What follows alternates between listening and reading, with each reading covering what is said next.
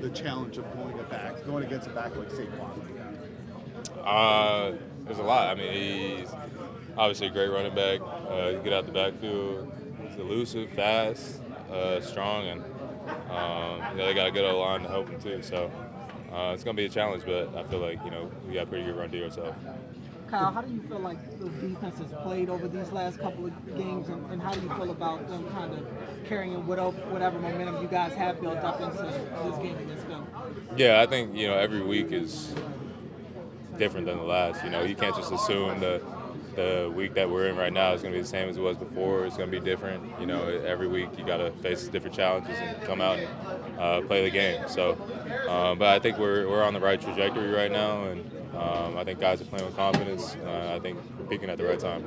Do you think there's something you guys have improved in over this last couple of stretches defensively, that maybe you weren't doing so great at the first part? Yeah, I think it's just not making mental mistakes.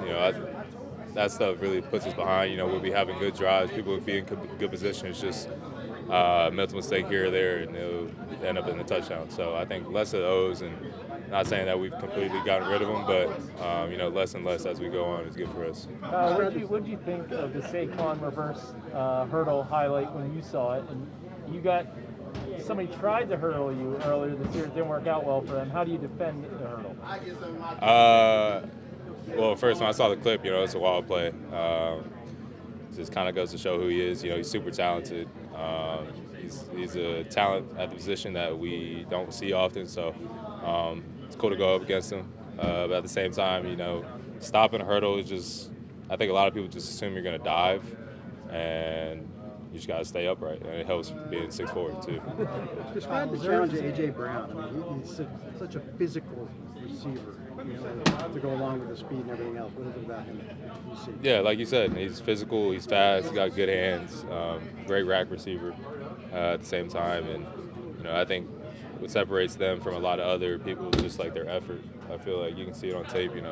They may not be open at first, but still working for the ball, and the quarterback does good at getting out of the pocket, and those plays, as they get extended, usually become big plays. So I think he, along with everybody else in that receiver room, just works really hard, blocking, all that stuff. What do you do for Thanksgiving tomorrow? Is there a fun? What am I doing for Thanksgiving tomorrow?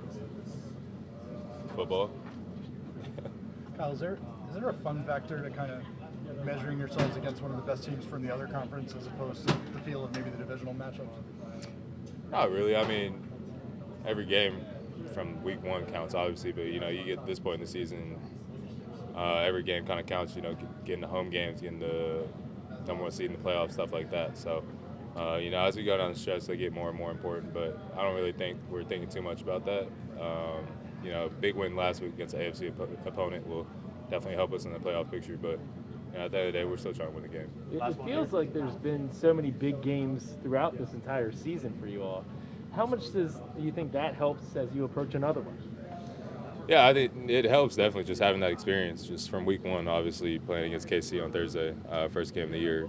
It just helps younger guys grow up a lot quicker, and we're going to be only playing big games from here on out. So you got to get used to it at some point, and I feel like we have done a good job of that, and take that into the postseason and do what we can. Thanks, Kyle. Thank you.